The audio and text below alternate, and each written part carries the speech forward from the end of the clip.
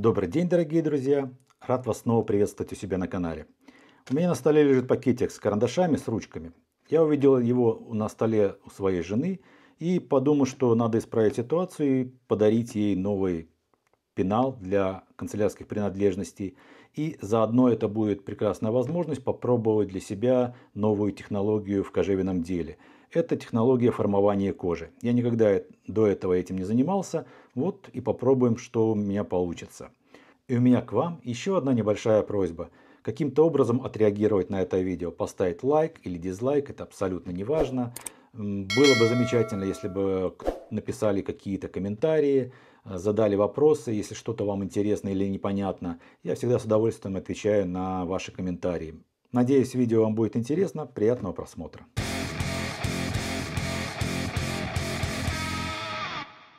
Как я уже сказал в вступлении, я никогда раньше не занимался формованием кожи, и поэтому, как обычно, перед тем, как делать новое изделие и по новой технологии, я решил попробовать на маленьких кусочках кожи, что же это такое.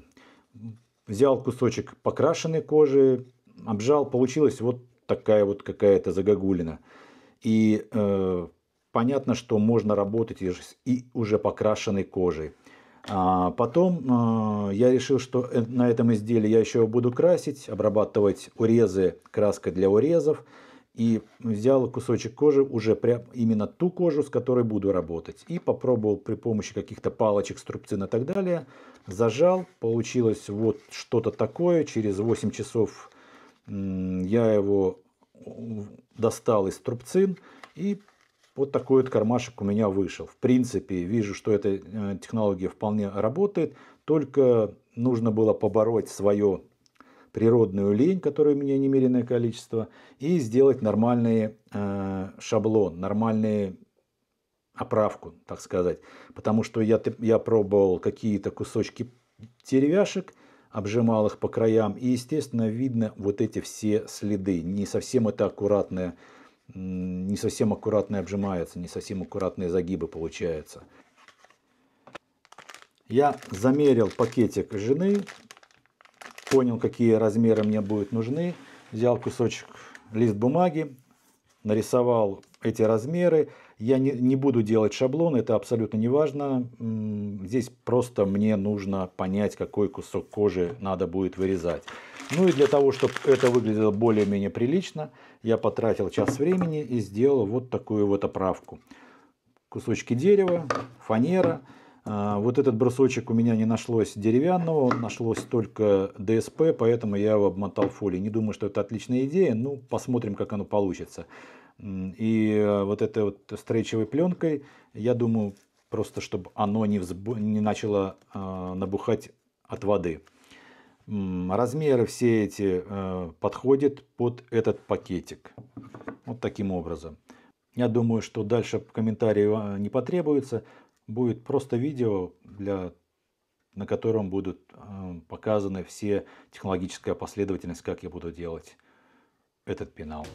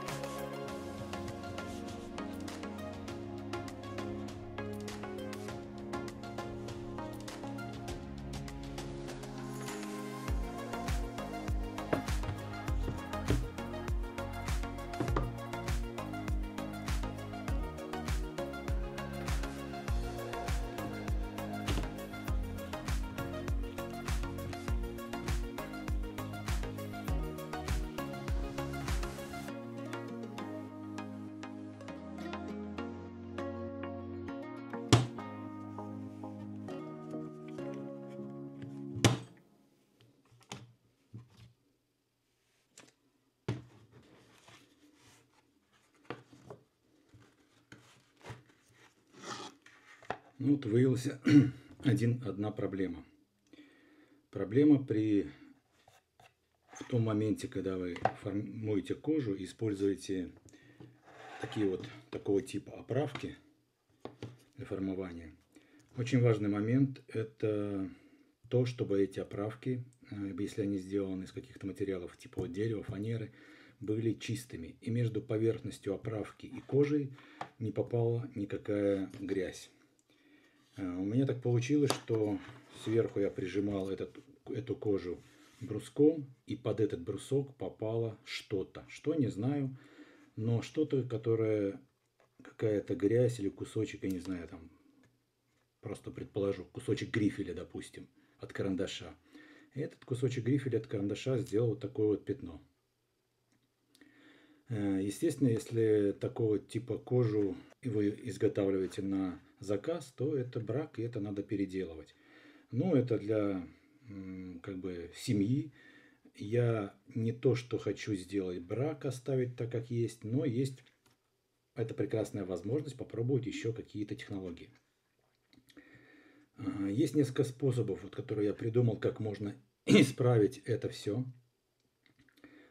Один из таких способов – это перфорация. Просто делать какие-то дырочки красивенькие на коже, абстрактные какие-то разных диаметров. И, естественно, одной из этих дырочек просто выбить вот этот кусочек. Ну, это как вариант. В данном случае мне он не совсем нравится. Второй способ – это зарисовать вот это пятно каким-либо рисунком. Например, там, не знаю, звездочку, розочку или там ромашку нарисовать поверх вот этого пятнышка.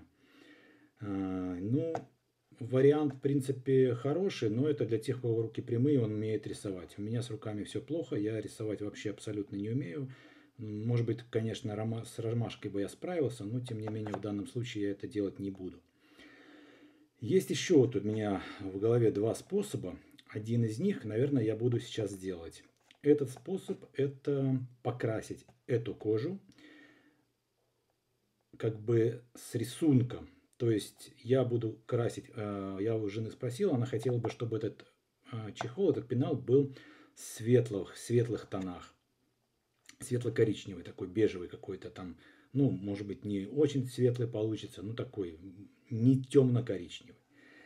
И в данном случае, если я покрашу светлой краской, то это пятно, естественно, оно будет, как бы я ни красил, оно будет проглядывать через эту краску.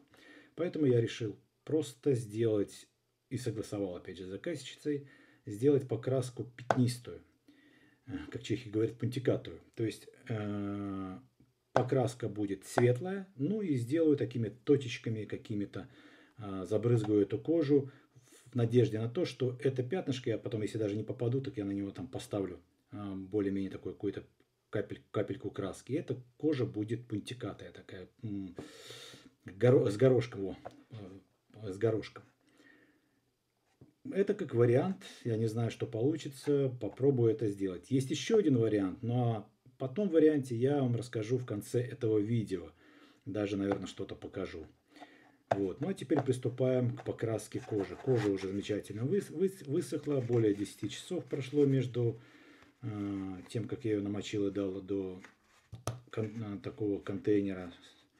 Поэтому я думаю, что уже в принципе можно ее красить.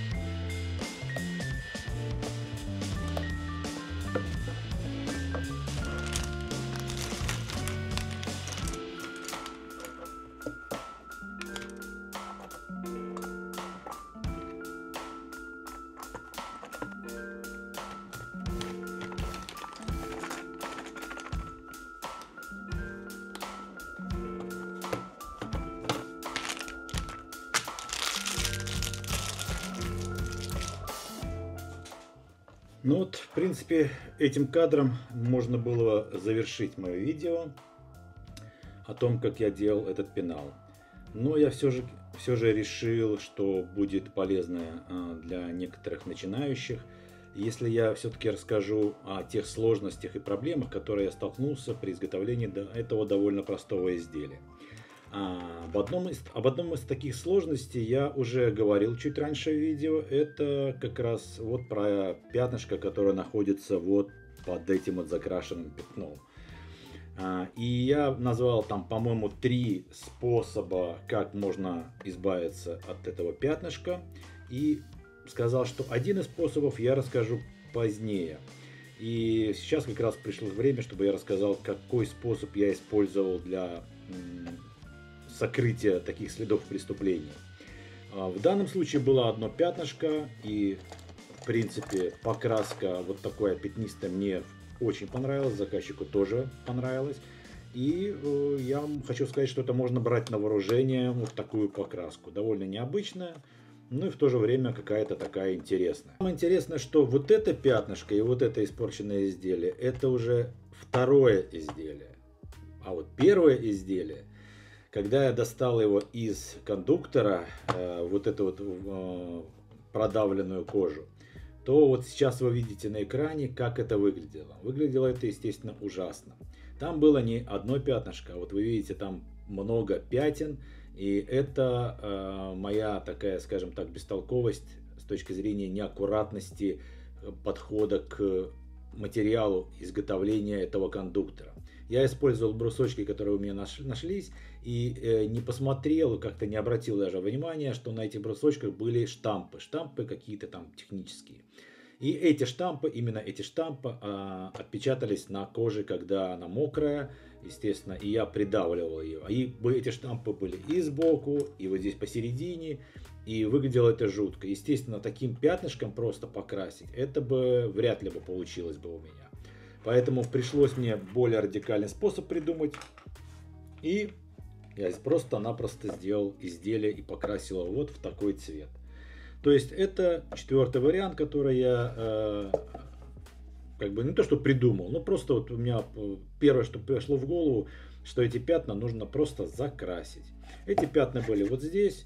Естественно, я выбрал такой шоколадный темно-коричневый цвет, и все эти пятна невидимые, они исчезли.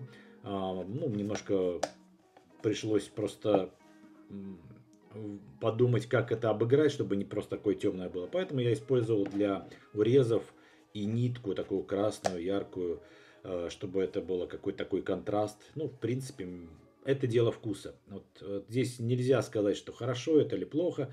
Ну, кому-то нравится, кому-то не нравится. Всегда найдутся люди, которым это понравится, всегда найдутся люди, которым это не понравится. Поэтому вот это четвертый способ, который вполне рабочий. И заодно, когда я изготавливал это изделие и делал это вторым, я уже просто понимал эту технологию. Это было как бы первое учебное, я его сделал, получилось, там какие-то нюансы, допустим, вот это, я посмотрел, кожа некрасиво, когда так вот наклеивается просто. Я здесь не сделал урез на этом кусочке кожи, тоже подумал, что это некрасиво будет. Но в то же время это изделие останется, жена один из этих пеналов оставит дома, а второй сказал, что заберет на работу. Поэтому для дома для семьи пойдет, но естественно, если бы это было для кого-то, то я бы здесь что-то получше, поинтереснее, чтобы что-то придумал. Потому что без этого, ну, я не знаю еще пока каким способом скрыть крепление вот этих магнитных кнопок. В то же время еще один такой нюанс, который я использовал при изготовлении этого изделия. У меня не было шаблонов. Я делал все, как бы, скажем так, на глаз. Вы сами видели, я измерил пачку, в которой лежали карандаши, и просто примерный какой-то размер, чтобы он как бы в руке вот удобно было, на столе, там, не знаю, в сумочку бросить там, и так далее. Может быть, это большие, конечно, можно сделать еще поменьше, но это уже в том-то и дело, что у меня нет шаблона, но я всегда могу сделать меньше либо больше. Делал это я, можно сказать, на глаз. И в то же время изделие получилось, в принципе, довольно точно. Что я тут еще необычного использовал? Я сделал вот эти две канавки, чтобы при загибании вот этого клапана, ну, более просто это происходило, он какую-то придал такую форму, потому что кожа довольно твердая. И вот эти две канавки позволяют просто в этом месте чуть проще изгибаться кожи.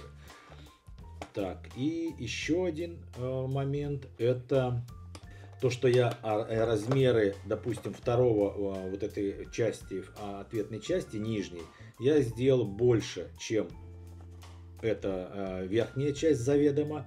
И когда приклеивал, я просто потом подрезал. Мне это понравилось. Это очень как бы делает этот пресс более ровным, более гладким. И у меня получилось это подрезать. Я не волновался об этих миллиметрах, что если бы я одну деталь отрезал, потому что я знаю, что вот в этом месте, вот в этом вот, эта грань могла бы играть. И поэтому я просто на больший размер положил, на определенную линию приклеил, с этой стороны приклеил, прижал, и все у меня получилось. Кстати, еще один нюанс. Беда пришла, откуда мы ее не ждали. Вот эти вот скобки. Я использовал кожу для этих скобок только по принципу, что она мягкая. Но она у меня была, скажем так, у меня ее было много, и она мягкая. И как раз то, что нужно для этих скобок. Но я использовал эти скобки так, что вот эта поверхность окрашенная была внутри вот этих вот зажимных губок. И когда я вот это изделие сделал, еще один нюанс был. Оно отпечаталось, эта синяя краска отпечаталась на этой коже. Даже если приглядеться, вот здесь еще можно увидеть, что какой-то след остался. И кто будет делать вот такие приспособления, обращайте внимание на материалы, которые вы используете. Первое, вот как я говорю, оправка должна быть чистая, гладкая, зашкуренная. И вот такие вот приспособления не должны оставлять никаких следов. То есть окрашенная кожа заведомо может оставить след. Вот она и оставила. Я теперь перевернул на эту сторону, посмотрим, как оставит или нет следы. Ну, вроде бы вот это второе изделие я уже делал вот так. Прижимал. И следы не остались. Но увидим, как это будет дальше. Ну, а по идее, конечно, нужна просто обычная неокрашенная кожа. Тогда она будет выполнять свои предназначения на 100%. Ну вот, в принципе, и все. Прошу прощения, опять много чего там наговорил, но как получилось, так получилось. Поэтому всего вам доброго. Благодарю вас за то, что вы смотрите мои видео. Буду рад, если будут под этим видео какие-то комментарии. Задавайте вопросы, я с удовольствием на эти вопросы отвечаю. Подписывайтесь на мои социальные сети. Я есть и в Инстаграме, и в Телеграме у меня есть канал, и есть даже в ТикТоке небольшой канал. Поэтому где можете, там подписывайтесь, давайте общаться. Мне это всегда делать приятно. Ну и если не жалко, прожмите там лайк или дизлайк. В принципе, по большому счету все равно, что, ну, что-нибудь нажмите. Покажите, что вам это или интересно, или неинтересно, но просто дайте мне об этом знать. Также всего вам доброго, до новых встреч, до свидания.